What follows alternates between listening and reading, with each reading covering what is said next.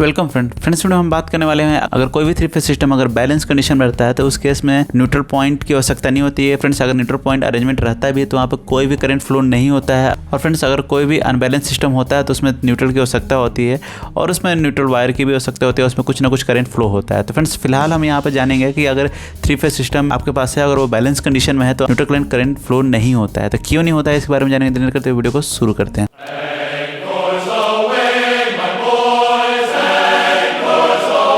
Friends होता क्या है, जैसे कि मैं आपके सर्किट के थ्रू यहाँ बता पा रहा हूँ। तो ये देखिए सर्किट यहाँ पर है, आप यहाँ पर कॉइल देख पा रहे हैं, ये RYB3 कॉइल है। ये RYB3 कॉइल 120 डिग्री के डिफरेंट पर इंस्टॉल किया गया है और इसी तरह से जनरेटर में भी या फिर अल्टरनेटर में भी अवेलेबल होता है। तो यहाँ पर क्या है कि 120 डिग्री पर इंस्टॉल होने के कारण यहाँ पर 120 डिग्री का फेज डिफरेंट भी होता है, R के बीच, Y के बीच और B के बीच। ठीक है फ्रेंड्स, तो ये सिंपल सा यहाँ पर एक सर्किट है जिसमें बताया जा रहा है कि R के से एक वायर निकल रहा है जो 30 एम्पियर लोड से होता है, 30 एम्पियर करंट लेता है। ठीक है फ्रेंड्स, उसी तरह Y का भी सेम सिनेरियो, ब्लू का भी सेम सिनेरियो। तो ये तीनों जो है एक पॉइंट पे मिलते हैं, एक स्टार पॉइंट बनाते हैं और ये जो है आपके जनरेटर के स्टार पॉइंट से मिलते हैं। ठीक है फ्रेंड्स, और ये जो जहाँ पर ये दोनों मिलते हैं यहाँ पर इसे अर्थ कर जाता है, जैसे कि आप यहाँ इस ड्राइंग में देख पा रहे हैं। ठीक है, तो ये हो जाता है एक सिनेरियो छोटा सा जो कि आपके घरों में भी अवेलेबल हो जाता है। अगर आप थ्री फेज मोटर यूज़ करते हैं तो वहाँ पर भी इस तरह का अरेंजमेंट आपको देखने को मिलता है। तो इस तरह का जहाँ भी बैलेंस कंडीशन हो और जहाँ अनबैलेंस कंडीशन हो, वो दोनों केस में यहाँ पर रहता है। फर्क इतना रहता है कि बैलेंस कंडीशन में आपको तीनों RYB में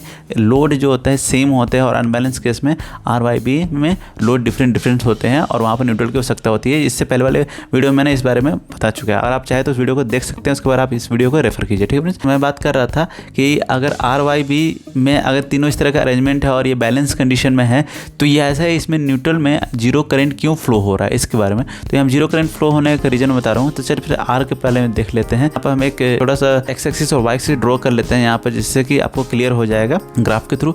तो जैसे कि दिखा पा रहा हूँ कि ये देखिए 30 एम्पियर जो है ये R में फ्लो हो रहा है, वो उसका मैग्नीट्यूड है, आप देख पा रहे हैं। और यहाँ पर 0 डिग्री एंगल पर है। एग्जांपल के मैं एक 0 डिग्री ले रहा हूँ क्योंकि फ्रेंड्स 120 डिग्री के तीनों के बीच के डिफरेंट है, तो आप एक रेफरेंस के लिए 0 डिग्री ले सकते हैं। तो मैं यहाँ पर 0 डिग्री रेफरेंस के लिए ले लिया हूँ। तो 30 एम्पियर जो इसका मैग्नीट्यूड हो गया, जैसे कि आप देख पा रहे हैं ड्राइंग में। तो अभी हम यहाँ पर देख पा रहे हैं, यहाँ पर ये जो 30 एम्पियर है ये इसके दो कॉम्पोनेंट होते हैं, एक्स कॉम्पोनेंट भी होते हैं, वाई कॉम्पोनेंट भी होते हैं। एक्स कॉम्पोनेंट वाई कॉम्पोनेंट होते हैं, तो यहाँ पर हम पहले कैलकुलेट कर लेते हैं एक्स कॉम्पोनेंट का, उसके बाद हम कैलकुलेट कर लेंगे वाई कॉम्पोनेंट का। तो हमारा रिजल्टेंट कॉम्पोनेंट जो होता है वो 30 एम्पियर ही आने वाला है। तो फ्रेंड्स हम लोग यहाँ पर स्प्लिट कर लेते हैं, एक्स कॉम्पोनेंट को अलग कर लेते हैं, वाई कॉम्पोनेंट को अलग कर लेते हैं।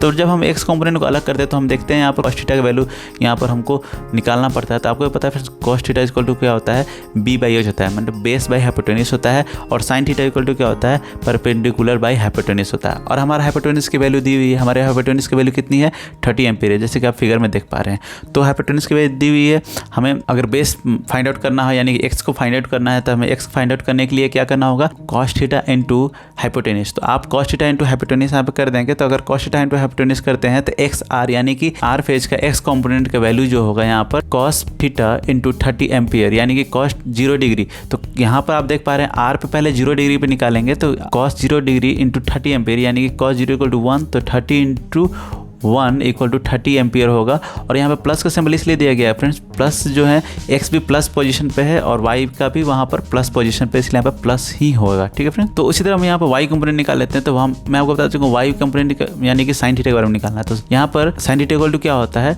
Perpendicular by hypotenuse. तो यहाँ परपेंडिकुलर बाई हाइपोटेन्यूज देखेंगे तो हाइपोटेन्यूज ऑलरेडी 30 एम्पियर है। ठीक है, और अब यहाँ पर परपेंडिकुलर निकालेंगे यानी कि वाई कंपोनेंट निकालेंगे। तो वाई कंपोनेंट निकालने के लिए हमें क्या करना पड़ेगा, वाई कंपोनेंट निकालने के लिए हमें ये कैलकुलेशन को यूज मिलाना पड़ेगा, यानी कि एंगल तो सेम ही रहेगा, 0 डिग्री पे हम निकालना है। तो साइन 0 डिग्री इंटू 30 एम्पियर यानी कि साइन 0 इक्वल टू 0 हो गया एंड 30 एम्पियर यानी कि 0 एम्पियर। ओके, ठीक है, हम नेक्स्ट देख लेते हैं। नेक्स्ट क्या है हमारा, जब हम आर का भी निकाल लिया, इसी तरह हम वाई का भी निकालेंगे। तो वाई जो है आर के 120 डिग्री डिफरेंट पर है, तो हम वाई का यहाँ आप देख पा रहे हैं 120 डिग्री डिफरेंट पर आई है, तो उसका भी मैग्नीट्यूड जो है 30 एम्पियर है। तो चलिए हम उसका देख लेते हैं एक्स और वाई कंपोनेंट क्या होने वाला है। ठीक है, तो एक्स कंपोनेंट आप देख पा रहे हैं जैसे कि यहाँ पर एक्स कंपोनेंट जो है यहाँ पर माइनस में जा रहा है उसका, और वाई कंपोनेंट जो अभी भी प्लस में है। ठीक है, इन चीज़ों का आपको ध्यान रखना होगा, यहाँ पर प्लस और माइनस से ही यहाँ पर इक्वेशन आ रहा है। यहाँ एक्स कंपोनेंट अभी भी माइनस में है, वाई कंपोनेंट प्लस में है। तो चलिए इसका इक्वेशन देख लेते हैं। इक्वेशन क्या यहाँ पर, वाई फेज का एक्स कंपोनेंट क्या होने वाला है, cos 120 degree into 30 ampere equal to -15 ampere. cos 120 degree equal to क्या होता है फ्रेंड्स,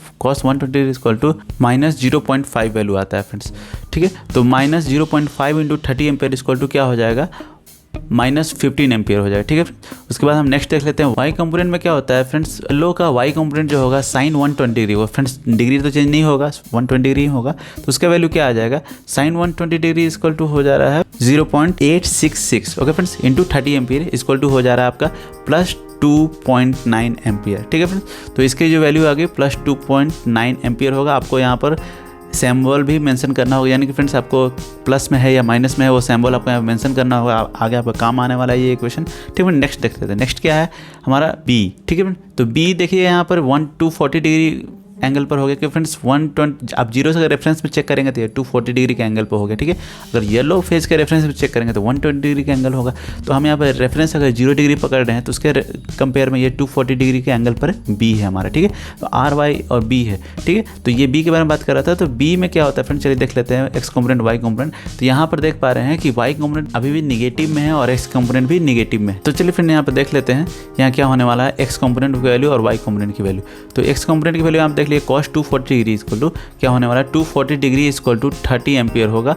और यहाँ पर cos 240 की वैल्यू हो जाएगी -0.5। तो अगर आप 240 की जगह -0.5 इंटू 30 एम्पियर करेंगे तो इसकी वैल्यू आ रही है -15 एम्पियर। ठीक है फ्रेंड, तो ये हो गया आपका एक्स कंपोनेंट ब्लू फेज का। ठीक है, उसी तरह हम यहाँ पर देखेंगे वाई कंपोनेंट ब्लू फेज का। तो अगर वाई कंपोनेंट ब्लू फेज का देखें तो sine 240 degree into 30 ampere, sine 240 की वैल्यू क्या होने वाली है -0.866 इंटू 30 एम्पियर, जो कि फ्रेंड्स ये हो जाता है -25.9 एम्पियर। ठीक है, तो ये आपका निकल गया एक्स कंपोनेंट ब्लू फेज का और निकल गया एक वाई कंपोनेंट ब्लू फेज का। ठीक है फ्रेंड, तो ये एक्स और वाई का वैल्यू निकल गया। अब आपको क्या करना है, अब आपको इसे ऐड कर देना है। ठीक है, अब इसे ऐड करेंगे तो आपको क्या आएगा, इस तरह से आएगा एक्स कंपोनेंट की वैल्यू यानी कि 30 एम्पियर प्लस में था, वाई फेज का एक्स कंपोनेंट क्या था -15 था, उसी तरह ब्लू फेज का एक्स कंपोनेंट -15 था। अब तीनों को ऐड कर देंगे, 0 एम्पियर आ रहा है, आप कैलकुलेशन करके देख सकते हैं।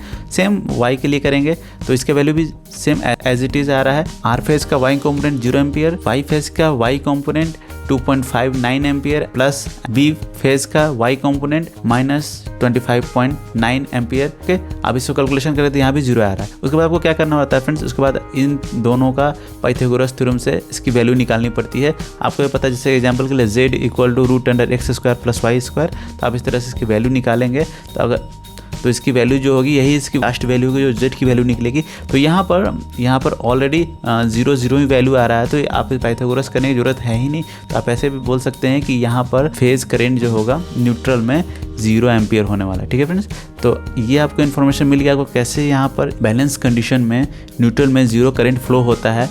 तो इसलिए हम यहाँ पर बैलेंस कंडीशन में न्यूट्रल वायर की ज़रूरत नहीं पड़ती है, इसलिए न्यूट्रल वायर हम जोड़ते भी नहीं हैं, हमें एक्स्ट्रा कॉस्ट उससे बच जाता है। तो इसलिए हम यहाँ पर न्यूट्रल वायर जोड़ते नहीं हैं, क्योंकि यहाँ पर 0 एम्पियर करंट फ्लो होता है। तो आपको ये वीडियो इन्फॉर्मेटिव लगता है तो आप इस चैनल कर दीजिए सब्सक्राइब और इस वीडियो कर दीजिए लाइक, और इस तरह से हमारे वीडियो के साथ बने रहिए फ्रेंड्स। तो नेक्स्ट वीडियो में मैं बताऊँगा कि अगर अनबैलेंस कंडीशन में रहेगा तो कितना करंट फ्लो होने वाला है फ्रेंड्स, ये भी बहुत इंपॉर्टेंट क्वेश्चन होता है। तो अभी तक के लिए इतना ही फ्रेंड्स, थैंक यू।